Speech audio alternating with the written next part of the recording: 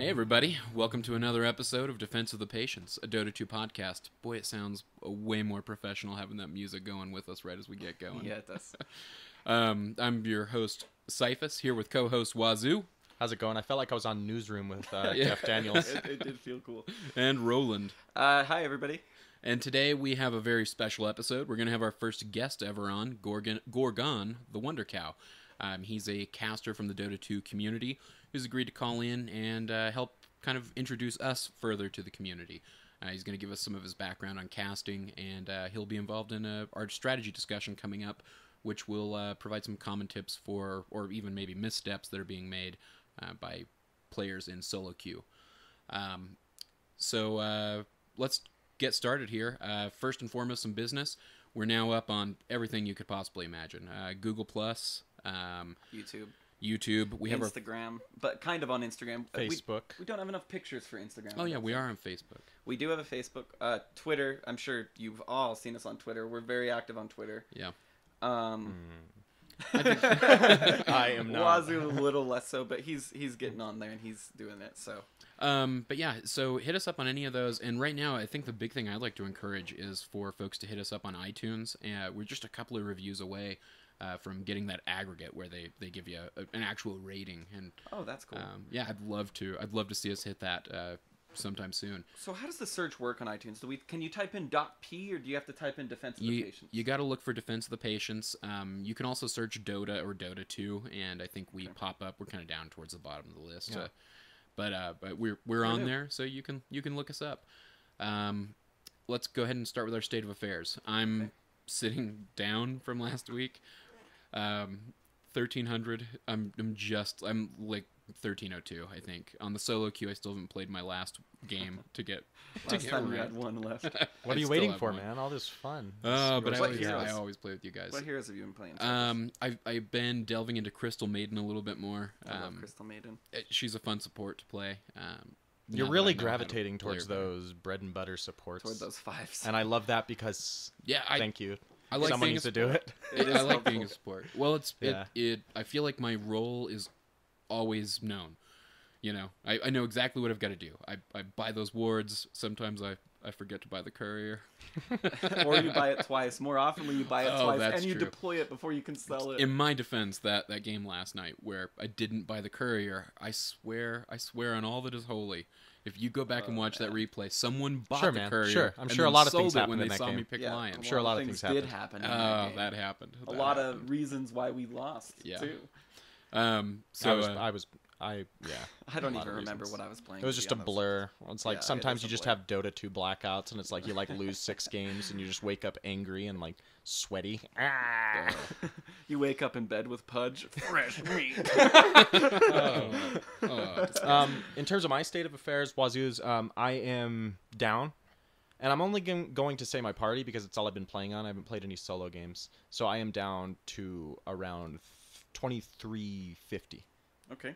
And that's down around 100 or so points. What heroes have you been gravitating toward? Mirana, I've really been liking. She fulfills a lot of roles.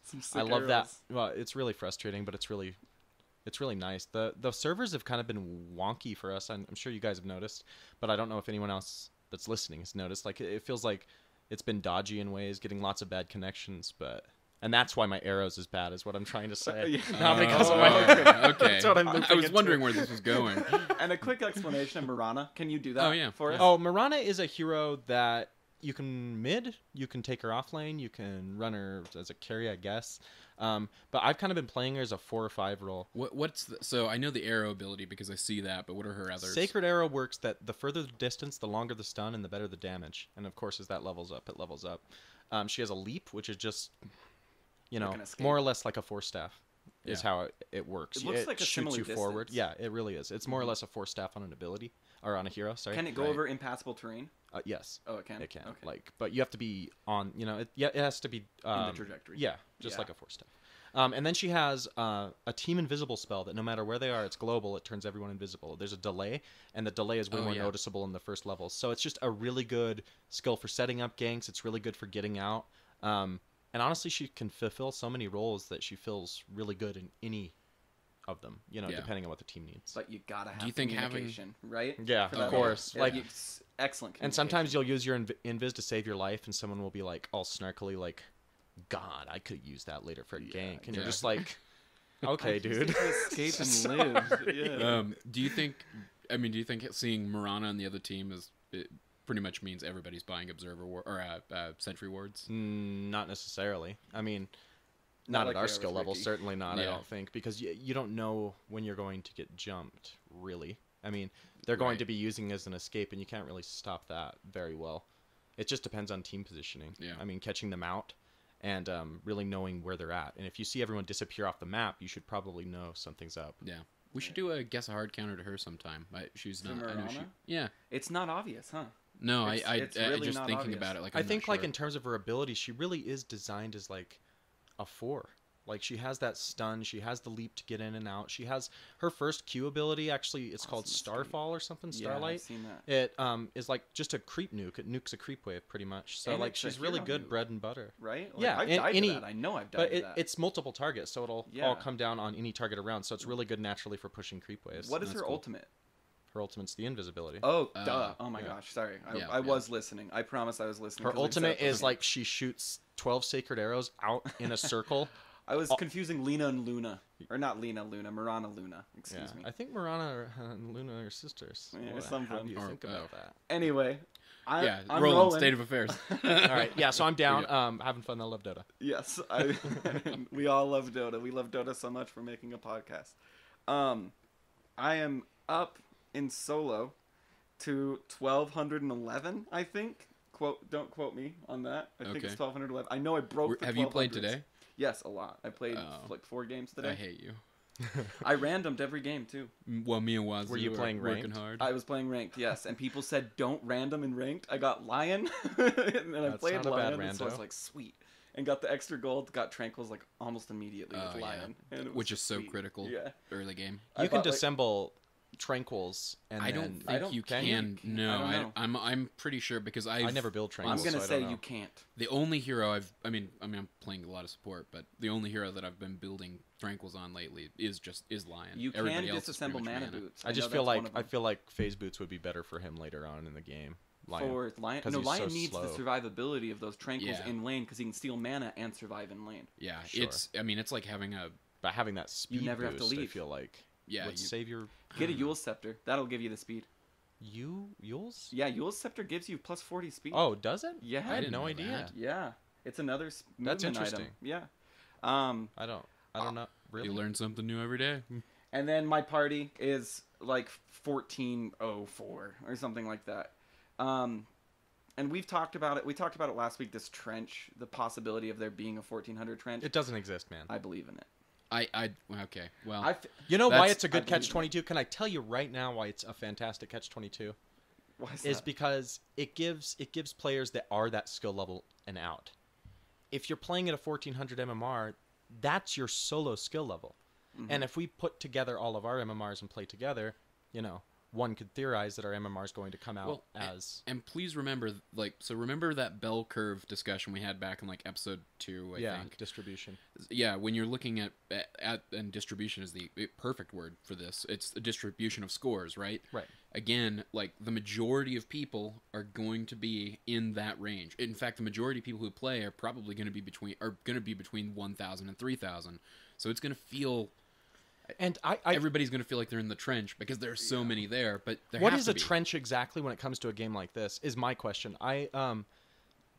With MMR, it's a number, right? If you fall at 1400, that's not necessarily a bad thing. That's something that's casual Dota play. It's like everyone, you get in the mindset that if you're not a high MMR at a game you're putting your time in, you're all of a sudden worthless at it, and that's just not the case. So I would ask you, what's a trench exactly when it comes to MMR numbers? The trench. When you're always moving up in a way, so you're always in a trench. Sure. No, the trench. What does that mean? The trench is this.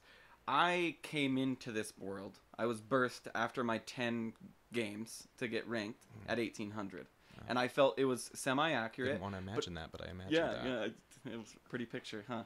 I was birthed into this Dota 2 world at an 1800, and I was playing with you, 3Flow, and Cyphus, mostly. And you guys were higher. 3Flow is 2400, you're 350 you were just saying. We're around the same MMR, me and 3. And I was playing like the same heroes. I was playing like that 4 or 5 slot mostly, if you recall. And I was playing Huskar a lot. So you I were guess playing a lot of Lich. And a lot of Lich, which I was playing a 4 or 5. Oh yeah, early. How many games in a row did we play as Void, Wazoo Void, me Skywrath, and you Lich? I mean, yeah. My point being though that I want to finish is the more heroes you play, I feel like the lower your MMR is going to be if you want to start out and play a bunch of different heroes. I was going to make the flip side on that point exactly. I mean, I've mentioned Kunkka guy like a few times in this podcast. Yeah. The guy who played 700 games straight as Kunkka, that guy had like over 5k MMR because he was damn good at Kunkka. You know what I mean? But is he a 5k player? No. I don't. No. Maybe mechanic. Like, how do you judge mechanics and something like that as well, though? Because he knows game mechanics pretty well. Yeah, and I wrote on Reddit a little bit last night, but basically it's a game that's impossible to determine, like, statistically what is what. Like, if... It's... The depth of the game doesn't just go down, it goes up, down, and sideways. You know what I mean? It's in terms of the mechanics, the heroes, it's completely... Yeah, you're right. Yeah. And when you're a beginner, it's a panoramic view, you know? It's just kind of overwhelming. You're probably not so much stuck in a trench as you are... suffering from the fact that you're playing such a wide variety that you're unable to specialize. It's a trench that I built in my mind, I'll say. You know what I got? And I've been playing a number of heroes, you know what I mean? You know what I got my MMR too? Like, I think I placed just around 2k, and I think I played, like, Sven, Wraith King, Axe. Like, I played those, like, melee strength type dudes. I mean, maybe not all carries or whatever, but I learned, like, a core set of heroes, and then you build from that. Yeah. You can very well learn the game and other heroes through observing them in your games. You know what I mean? If you see a PA start to pick up towards the late game, you go, well, that's a late game carry, and I'm not going to let it get to that point. You know what I mean? Right. No, I mean, I feel like so you can absorb knowledge in different ways, and maybe even listening to this cast, you'll absorb some. We hope. And we've been playing... Oh, sorry, Cyphus. Oh, no, you're good. Go ahead. I was just going to say, me, Wazoo, and even you, Cyphus, we've been really going outside the box. I mean, I'll watch a Purge video on a hero, and then the next day I'll play that hero 3 times in a row. And I'll lose the first 2 games and win the 3rd one. And that's the trench that I'm talking about. For every step I take forward, I think that's called learning something. Oh, hey, there's Gorgon. It looks like we might have Gorgon calling in. Let's go ahead and grab this. Yeah. Hey, Gorgon, is that you? Yeah, that is me. How you guys doing? Good, man. Doing good. Glad to have you on the show. Thanks for calling in. Indeed. Yeah, absolutely. It's my pleasure. Are we recording right now? We are. You're on the air. Very good. Well, I guess I'm on there in the future because the whole way recording works, right? But there we go. It's not live, but it is being recorded live right now. And I think there's a time zone difference with you, so if you want to add more, like, funkery to the time zone issue, like... It's 6:13 where we are. Yeah. It's 8:13 where you Tons of are. time travel going on. Yeah, no, I was really bad with time zones before I started, like, working with esports, and now, because I cast Chinese Dota sometimes, I cast European Dota all the time, and Southeast Asia Dota, I did a whole stint doing Dota, and I've, like, memorized every time zone. Oh, wow. I used to be really bad at it, though. So what is KST, then? What is Korean Central Time, or I see KST all the time. What is that compared to Eastern Standard Time? Okay, so... I don't know KFC because I've never casted Korean Dota. There's not a real big Korean Dota scene. That's something that you might see a lot more with, like, StarCraft, I think, or League of Legends. That's a much larger Korean peninsula presence. Sure. But I do a lot of, like, Malaysian Dota, which is, I think, 12 hours behind us. Oh, wow. That's convenient. That sort of region. Yeah. So it's the same time. Yeah, it is nice. You know, it's the exact same time, except when you're sleeping normally. So it's pretty much, you know, it's perfect. It's perfect. So I guess what we're going to start with is asking you your state of affairs. That's the bit we do where we all are painfully honest about our MMRs. So we're going to ask you for your solo and your team, or solo and party MMR. All right. Well, let me actually boot up Dota because I don't have off the top of my head what either of those are. They're both exceedingly low compared to where I normally should be, I suspect. But my party MMR and my solo MMR have been dropping a lot this season. Like a lot. I think over the last month I've dropped close to 500 solo. Oh my gosh.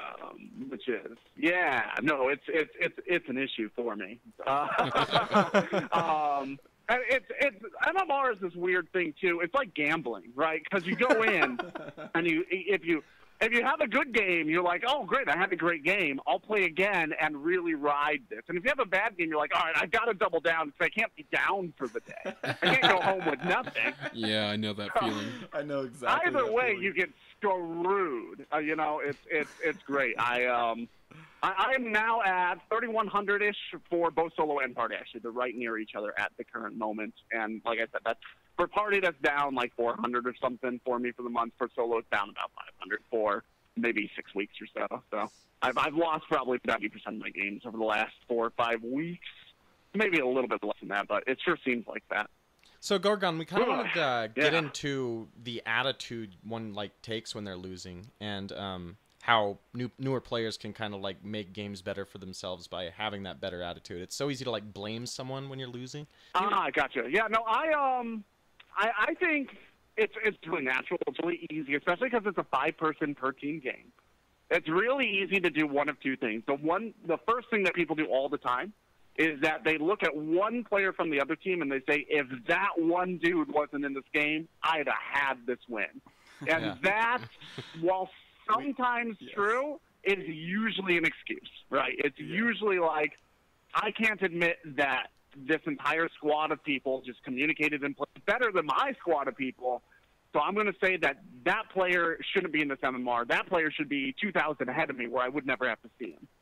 And the other thing that's even more common, and this is something, once again, that we all do, is saying, I'm trenched, or my team really threw this game, or we would have won this game if it weren't for these 3 players that I don't know.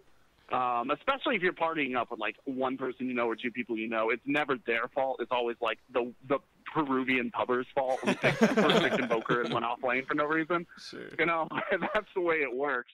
In everybody's minds. Yeah. So Gorgon, it's funny that you mentioned that trench, because I was just using that as an excuse for my MMR.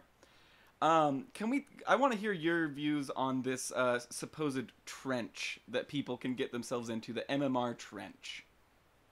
Can you talk about that? Okay, so, yeah, let's talk about that. Trenching is real, but not as significant as people think, in my opinion. I've fluctuated a lot throughout my Dota 2 career, but I've always been in the 3,000s range. High 3,000s to low 3,000s. Me too. Me too, yeah. High 3,000s.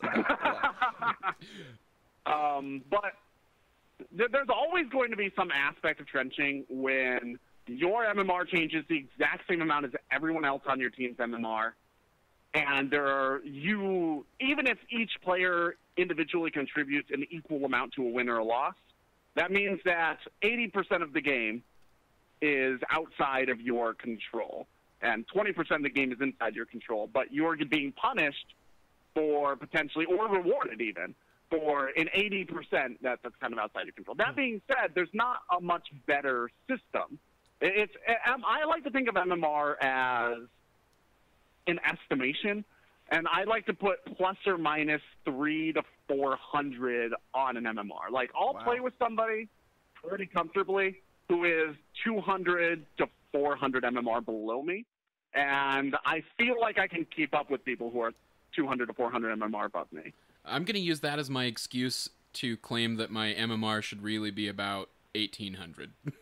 There you go. You finally got it. It was that easy. Yeah, I'm sitting at 22, 24 now.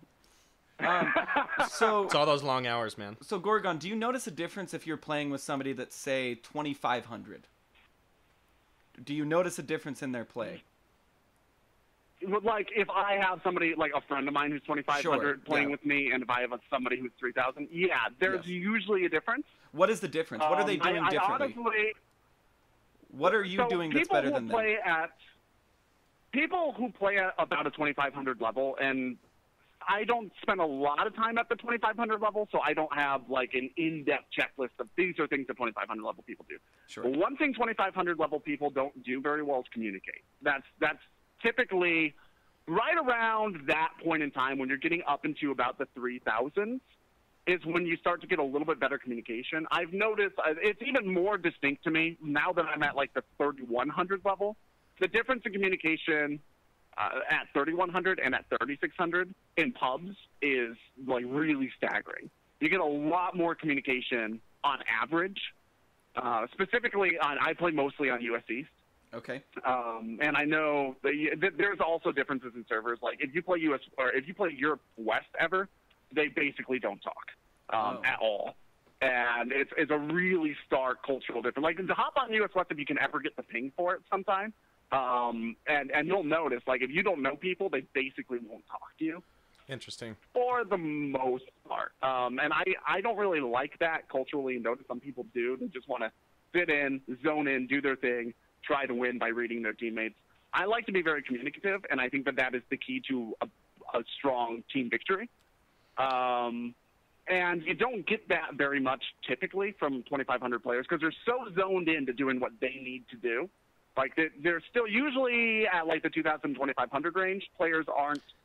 I'm at the 2,500 so range. That things are just. So do you feel like when you're playing, you're well versed enough that you don't really have to focus on the minutia? I feel like that's when you just actually start focusing in a way. Like I feel like I'm just starting to understand the game, and I put like 1,000 hours into it, which is weird to say with a hobby because it makes you. It's like, oh well, I'm terrible at this thing. I put all this time into. Yeah. But it's always like every time I ask, you're way ahead of where I was at 1,000 hours. Because at 1,000 hours, I still had no idea what was going on. I still didn't even understand the concept of armor. We're still, we're still. You know what I mean? I think it's like stuff like this, that we're trying to do like when we're not playing. That's going to like try to. We're doing this like mainly to improve. So another thing I noticed is like I've asked people like about getting out of like 2,500, and they always tell me it. Like you said, communication's a huge one, but they also said like last hits.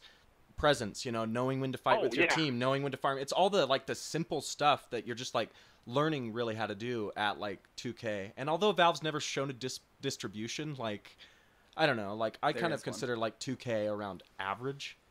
I don't know. Yeah, what would you consider an average MMR? Okay, so my understanding of this was originally when the MMR system came out, about 3,000 was between 80th and 90th percentile. Oh, I suspect right now about 3,000 is somewhere around average. That was my understanding. Like I read a Dota 2 blog. I feel like about 3,000 might be around average. It might be just a little below average. I'm not positive because it's all very mysterious. We got a ways to go. Better. Once again, I'm just the sort of person who always assumes that I'm just a little below average. So that probably contributes to it a little bit. Like I'm just the kind of guy, no matter what I'm doing, whether it be professional or private or whatever, I always assume like, oh, everybody else is just a little bit better than me. No way, man. You're the best on this cast. No. You are the best. You are the best on this podcast. Yes, that is for sure.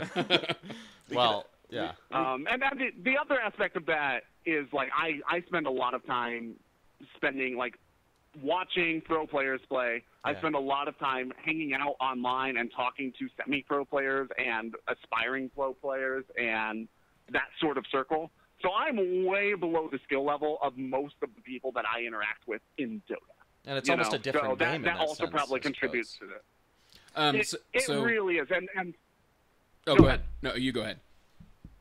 I was just going to say the one other aspect of that is like I spend, once again, a lot of my time on a semi-professional basis. Like I make some of my income analyzing Dota.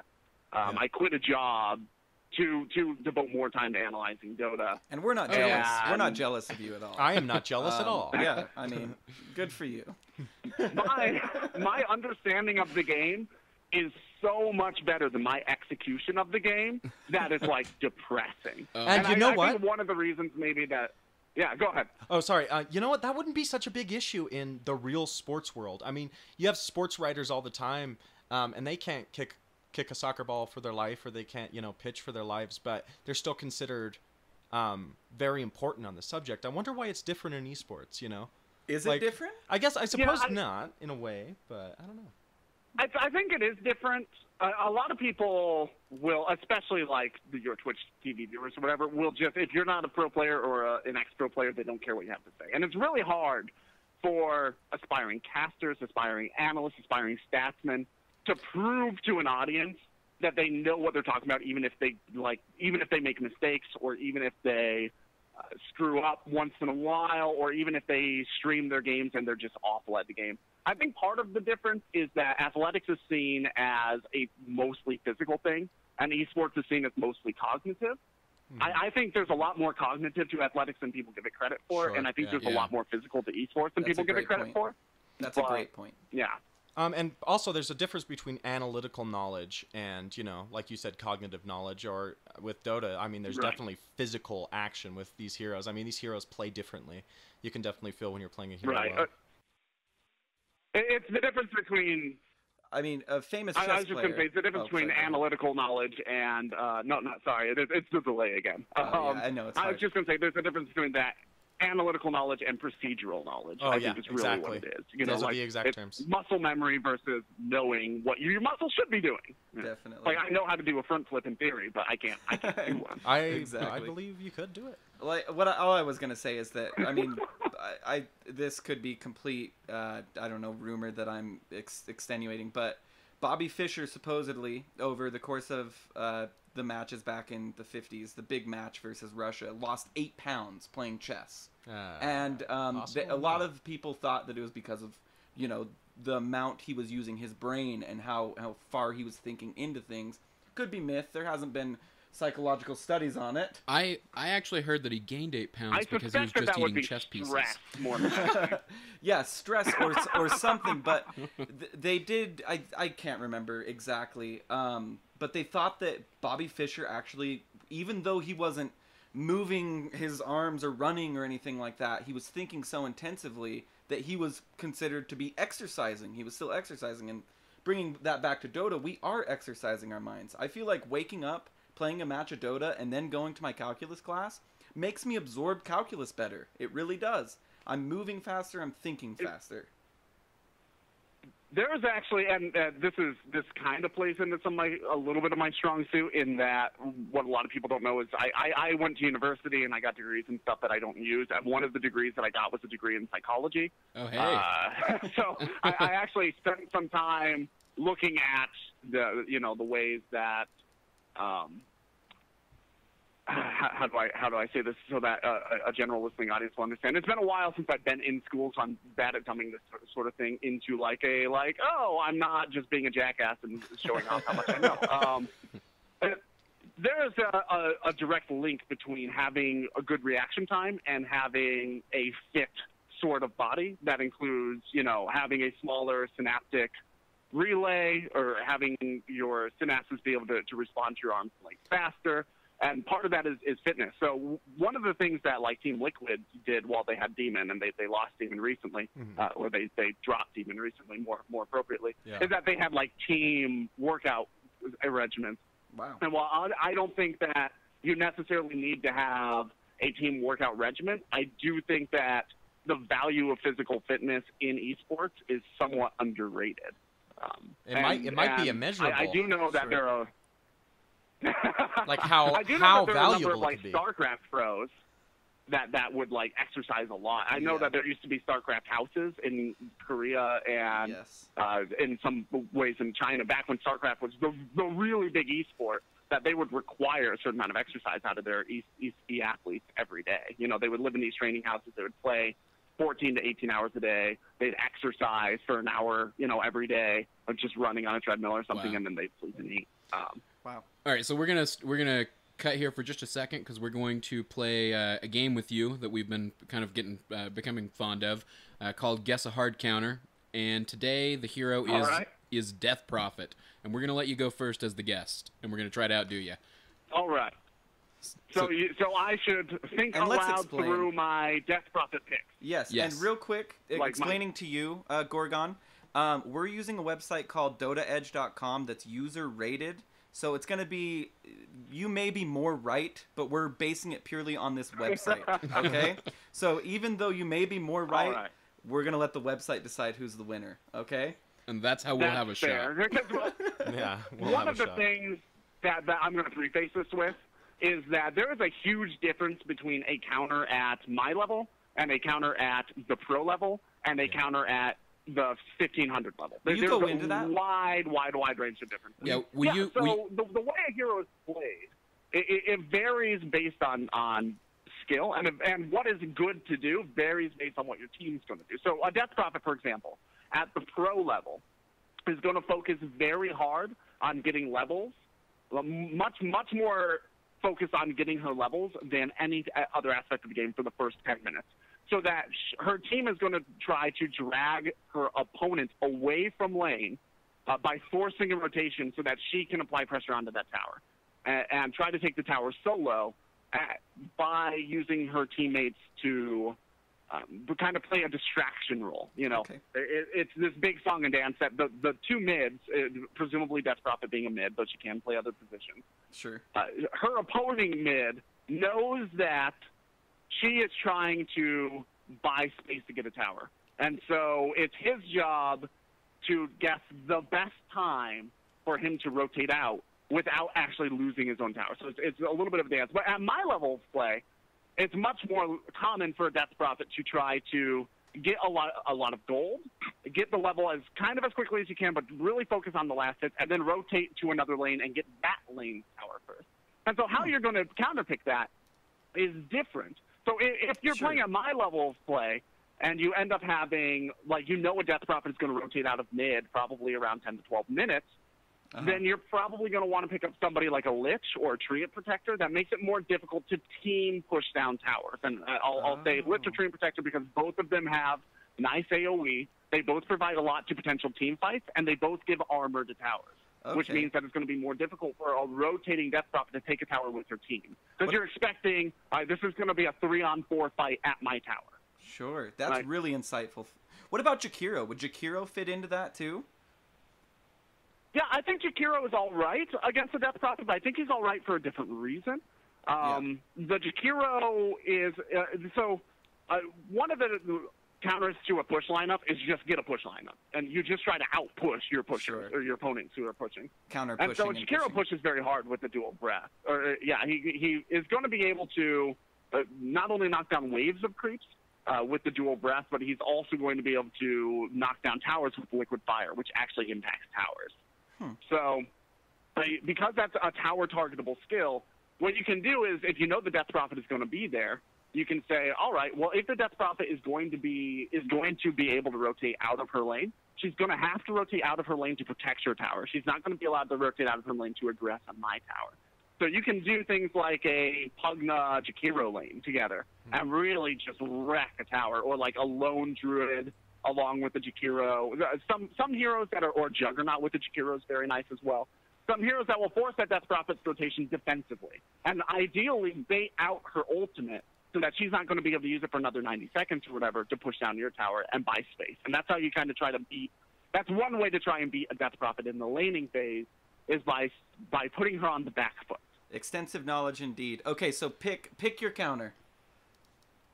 Pick my counter. So just this website that we're talking about. Did you know what level of play that it would be going at? No, I don't. It's called we have no Dota idea. Edge Defense of the All Pick is what it's called.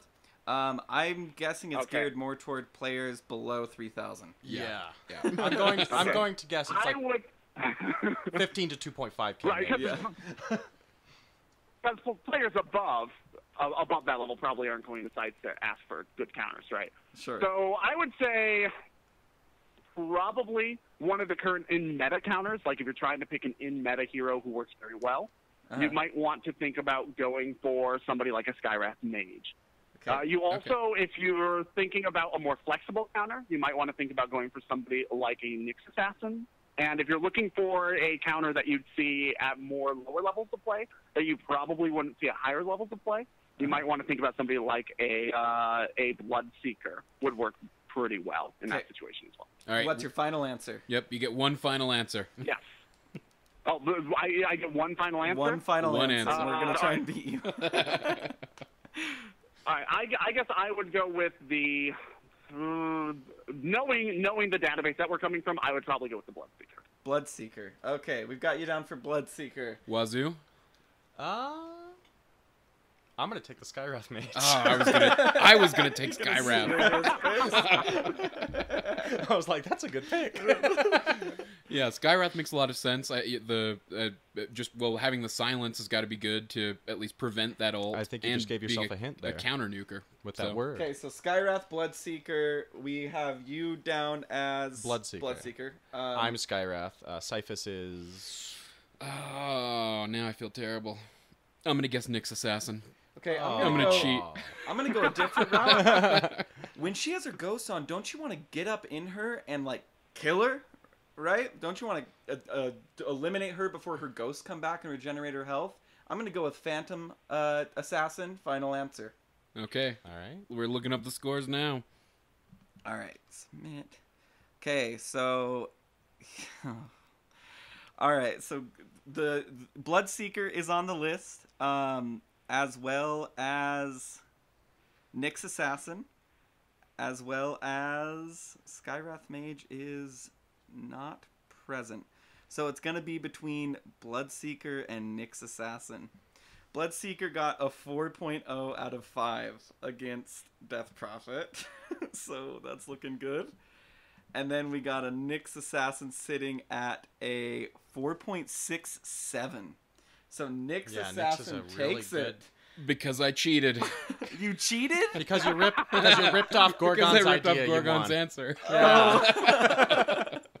Well, Gorgon, everything you said there was perfect. I mean, pretty much everybody you called out, it really does come to show that, I mean, even on any level, you can, use your knowledge pretty comprehensively, and that's got to help in the 3000 level. So your solo queue, I kind of want to bring it there. What are the common missteps in a 3000 solo queue opposed to like the 1400 solo queue that we're playing? So I've never played 1400. Okay. I've maybe watched like 2 1400 games, And but I'm like, I this is typically boring. so I don't actually know. There are myths that I've heard about 1400 level that like people buy the same item 6 times and They're stuff like true. that. I don't know if that's a real thing. They're true. It makes me a little sad to think about, but I did the same thing when I started in Dota 1 way back in the day, right? Warcraft 3. Yeah. So what I will say is the common missteps at my level of play is that people are at the point in time at this level of play, at like the 3000 level, that they feel like to get ahead in the MMR, I have to be the playmaker. I've got to be the dude that pushes it every single time. And you end up getting a lot of people who just pick heroes so that they are going to try and be the one player on their team that dictates the course of the game and the pacing of the game. And when you have 3 of those guys, everybody is just kind of disjointed and there's no coordination. So it comes kind of back to the communication thing.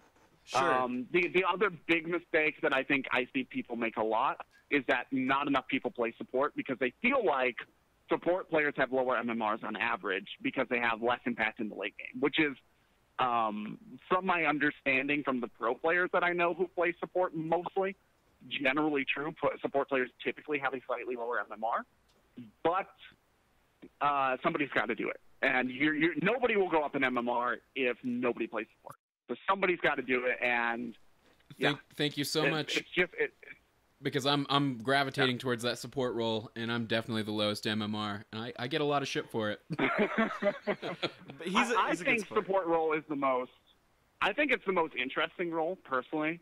It isn't the most flashy of the roles, but I think there is the most aspects of it to learn, which means that it's the most in-depth thing that you can really sink your teeth into, in terms of knowing the coordination. It's not a coincidence that most captains that are in-game captains are also the support players, the hard 5 player on teams professionally.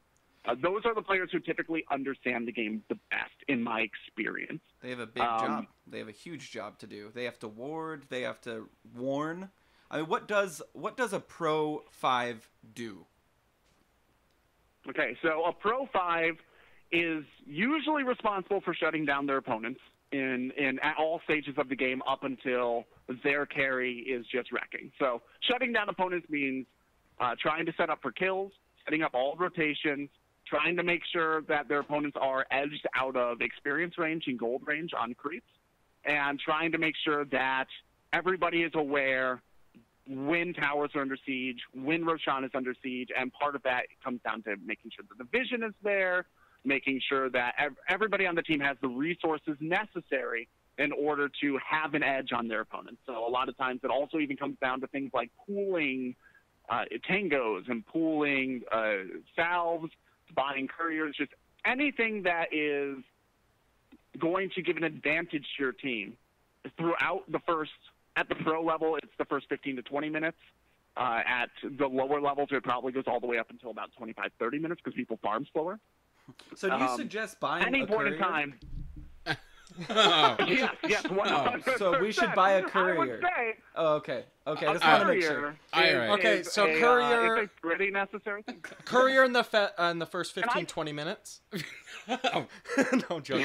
Buy your courier at the start of the game every game. If you pick it up at 14 minutes, it's good enough. I'm getting a lot of shit for that. There were, I forgot to buy a courier last night. I'm getting a ton of shit for it. Yeah, that was directly related to Cyphus making fun of him.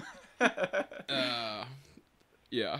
Yeah, there used to be. I don't know if any of you guys used to play the Dota 1, like the old school Warcraft 3 None of Dota us 1. did. But in order to get a courier, that you got a courier and nobody else could use it unless you shared control with them, because that's how the Warcraft 3 engine worked. That Yeah, 'cause sounds you like would a have to system share. right So it was a for big deal. some pretty Yeah, bad. so you would have to yeah, make the sure you side- share control, right? Share control? Sounds like Is it's that right what it for was? abuse, that system. So what it was usually one person, unless you knew the people you're playing with, one person would buy a courier, and then he would say, I will share control with somebody who ups this courier into a flying courier, and nobody else gets to touch it.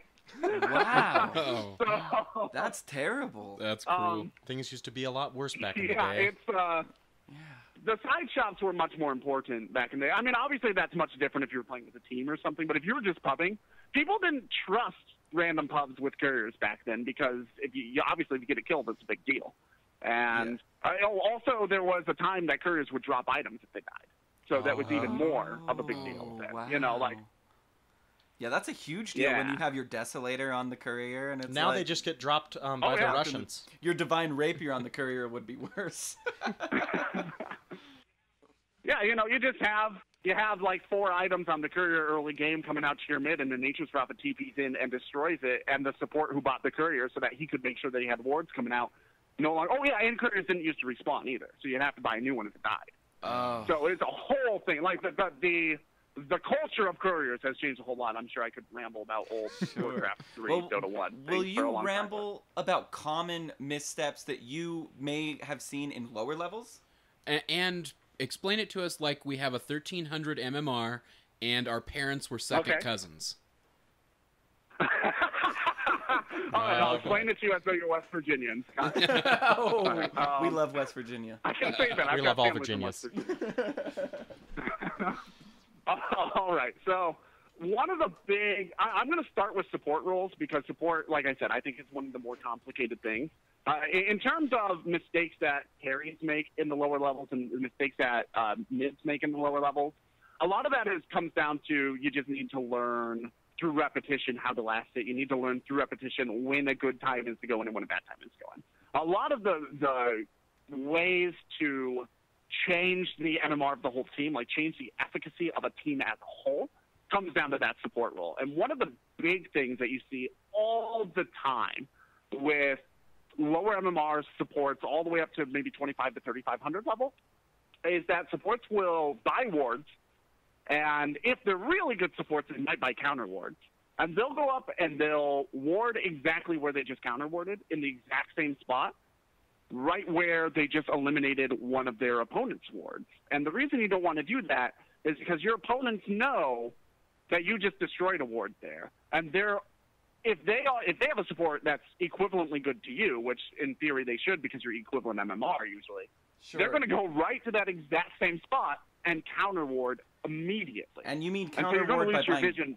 Oh, sorry, the delay. You mean counter ward by buying sentry wards, right? Just for people Right, who so haven't played as much? By counter ward, right. So by counter ward, I mean buying sentries, going out to a location where you either know that your opponent has an observer or suspect they might have an observer, just based on repetition of games that people tend to ward the same spot. Like Roshan, for example. People have a tendency to drop observers on Roshan. And so you'll go out and counter ward Roshan by dropping a sentry down there, finding the observer with vision, knocking it down, and then immediately afterwards, supports will be like, oh, that's a good ward spot. I'm going to put a ward in that exact same location. Vision later on in then now your Dota opponents know. becomes a very big commodity. I think a lot of people that play at the 1500 level don't realize that it starts to become as important as taking towers and pushing lanes and everything else. Vision comes into that as another level of depth. We're not even seeing that at 2500. An even bigger mistake that even like really low new players will make is just undervaluing wards. They just don't think wards are important. They say, all right, for 200, I can get my third ring of protection, or I can get a set of observer wards. Right? And they go, well, +2 armor. That sounds good. Hey, when I'm 6 slotted, I have +12 armor. When I'm 6 slotted, okay, and that helps. Okay. All right. Well, Gorgon, we're gonna start wrapping this up. Where can people find you? Where can they reach out and talk to you? All right, guys. So if you want to have a conversation with me, you can do so probably in the lobbies of any of my casts that you can find out from my Twitter at GotCowDota. I am a caster over at Join Dota. I'm a caster for SIVO. I do a lot of freelance casting as well all around the world. So you can find me. If you want to know what I'm up to, you can go there. I'm also the editor-in-chief at High Ground TV, which is an American casting firm. And I'll be writing articles alongside a team of writers that we're starting to get going now very cool. for the next upcoming season, both for like new players and we'll also be focusing a lot on like semi-pro and pro player, like semi-pro and pro tactics so that it's easier to understand. Right. Sure. And I guess the last thing that I kind of want to plug is I plan on, though I don't have a timeline on this right now, I plan on doing a very new player accessible broadcast for SIVO, which is an open Dota tournament that they do a lot of esports. So there's like a $5,000 free-to-play open registration tournament that I cast for. Oh, that would be fun. I plan on making a once-a-week, like, absolute beginner's broadcast. You can come to this broadcast, and I will be talking to you like you are an inbred rodent from, the lower Manhattan. From Nantucket. Yeah, so that's something that I plan on doing very soon, maybe starting next week, certainly hopefully starting within 2 weeks. So if you are a newer player and you want to start to understand more complex tactics and team tactics a little better, swing by my Twitter at GotCowDota, where I'll be announcing all this sort of stuff that's going on. Fantastic, right, well, Gorgon. We would love to have you back on the show sometime because we'd love to get more into your history and how you got into it, and yeah, definitely just more insight from you. You've been invaluable to us just this episode. So can't wait to see what you're up to in a little bit, and we'll keep in contact for you, or with you. Sorry. Absolutely do so. Thank you so much for your time, man. Thanks so much for Gorgon the Wonder Cow, everybody. Thank you. Thank you. Oh, yeah. Thank you guys for having me on and continue the good work. And I guess I'll sign out now. Bye, viewers. I'm waving, but you can't see it because it's audio only. All right. Bye-bye. Thanks, Gorgon. Well, that was fun. Yeah, that was what fun. a great guy. He's a cool guy. He's really cool involved with a lot of overarching organizations in esports. Although that whole list he read off, big stuff coming his way, it seems, with amateur players. So he's a good person to keep your eye out on, for sure. Definitely. So I've been getting a ton of feedback on Worst Ways to Die as cool. we've been kind of casting this episode. First and foremost, do we want to go through our Worst Ways to Die? I think we all had one lined up. Yeah. If we're not, are we using the viewer ones as well? Or the I'll use theirs. Yeah. So all right, first, let's play this week with theirs and have and the three of us will decide what's the worst. Sure. Give us three. Give us a couple, at least a couple. We have Shane. He just wrote me about 16 minutes ago, and he said, Roland, using meld with TA to hide escape from an enemy with no AoE. Skywrath showing up and using his ult on the spot you're hiding.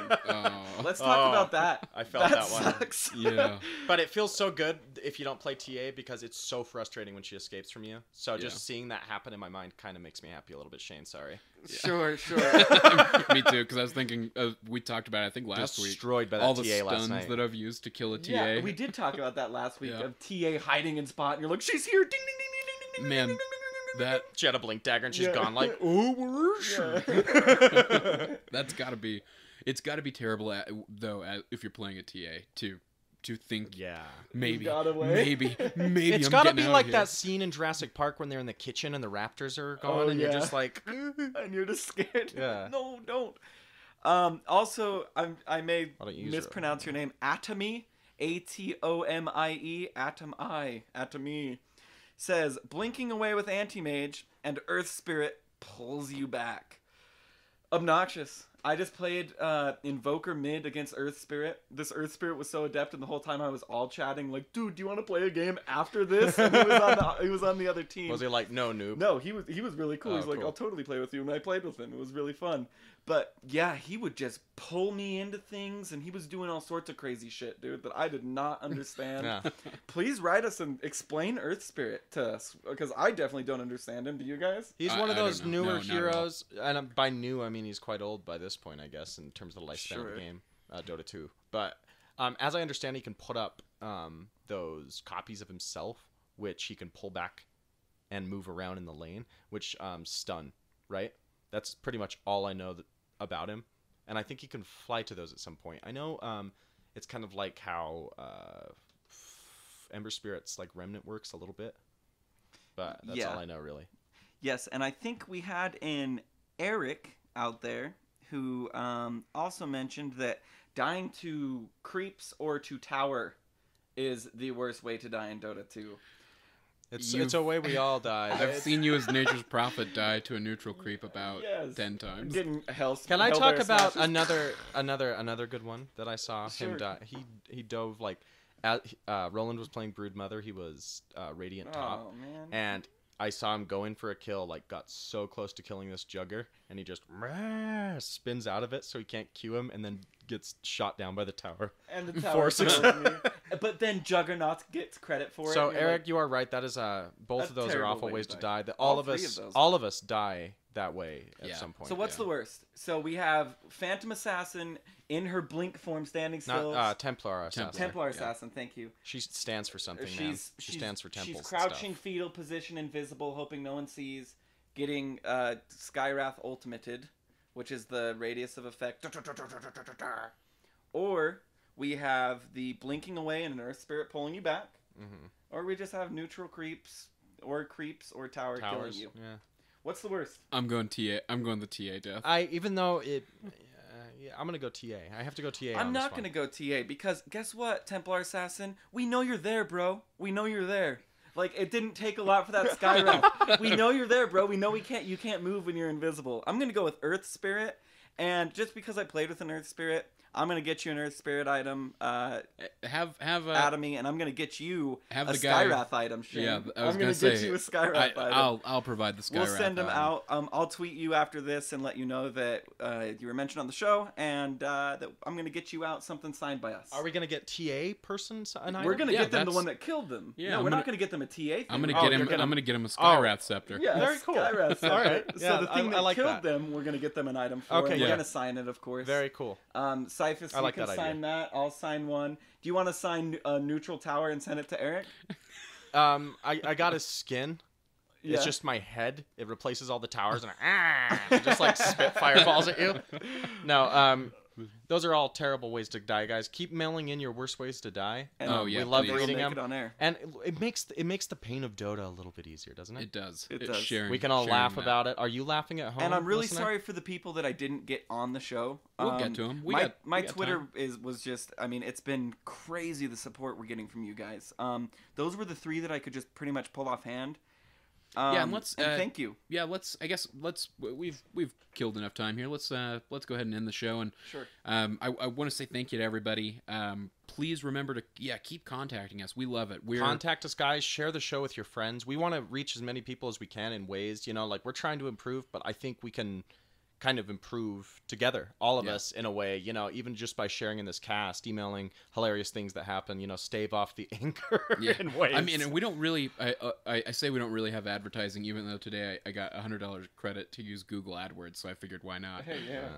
We still haven't paid for it. But we don't really have advertising, so the big way, the primary way the show is going to get out there, and we're going to connect with this community better, is through you guys telling people and letting them know that you're enjoying the show and that you're listening. Share the show. Shout out to Gorgon. Tell him you liked him, seeing him on the show, because we sure as hell loved having And him. go follow Gorgon. And that was at Got Cow Dota. At Got Cow Dota. GOTCOWDOTA at GotCowDota. Easy Yeah. to remember. He's a great guy. You just heard Keep him an eye for on that 20 one. minutes. He knows it all. He's got the He knows energy it of all. a He man really half does. his age. Yeah. Yes, he does. I don't even. Oh, we should have I asked him how old he was. Yeah, I don't. Well, We who should have gotten knows? more. We're gonna have him back. He We're has gonna- like 6 degrees. No, I'm joking. He had 2 degrees. One in He psychology. has a degree. and- What you're going for? Yeah. I'm, I'm almost done. Then we can be peers. Yes, you can. You can At be least peers. Go to your psychologically. conferences Know your together. place now, though, Cyphus. I Know do. your Oh, place. do I ever? Okay. So thank you guys for listening. defenseofthepatients@gmail.com. Our website, defenseofthepatients.com. That website now includes links to our Twitter, Facebook, and also our RSS feed. And then again, find us on iTunes. And if you like what you're listening to, give us a review. We'd love the shout out. And I guess until next time, Thank This you has so been much. for Signing out, joining guys. us. Thanks for tuning in. And this is. Defense of the Patients.